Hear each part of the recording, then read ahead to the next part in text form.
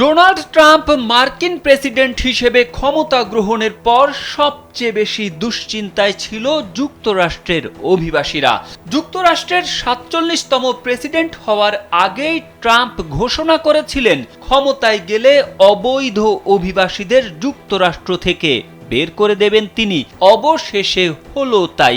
দ্বিতীয় মেয়াদে প্রেসিডেন্টের দায়িত্ব নিয়েই অবৈধ অভিবাসীদের নিজ দেশে ফেরত পাঠানোর কার্যক্রম জোরদার করেন তিনি। পূর্ব ঘোষিত সিদ্ধান্ত অনুযায়ী দেশটিতে বসবাসরত অবৈধ বাংলাদেশি অভিবাসীদের ফেরত পাঠাচ্ছে ট্রাম্প প্রশাসন। শুক্রবার অভিবাসী বাংলাদেশিদের বহন করা প্রথম ফ্লাইট ঢাকায় অবতরণ করবে।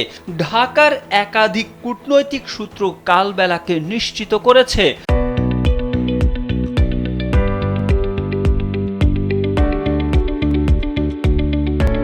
ট্রাম্প প্রশাসনের নির্দেশে বিশ্বের অন্যান্য দেশের মতো বাংলাদেশের অবৈধ নাগরিকদেরও ফেরত পাঠাচ্ছে যুক্তরাষ্ট্র।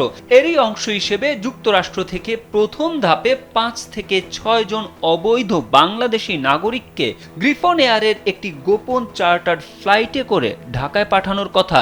গ্রিফন এয়ার মূলত মার্কিন সামরিক বাহিনীর জন্য চার্টার পরিষেবা প্রদানকারী একটি আমেরিকান বিমান সংস্থা। সম্প্রতি তারা অবৈধ নেপালি অভিবাসীদের যুক্তরাষ্ট্র থেকে ফেরত পাঠানোর কাজে যুক্ত ছিল। একই ফ্লাইটে মালদ্বীপের অবৈধ অভিবাসীদেরও থাকার কথা। ট্রাম্প ক্ষমতায় আসার পর এই প্রথম যুক্তরাষ্ট্র থেকে এভাবে বাংলাদেশিদের ফেরানো হচ্ছে।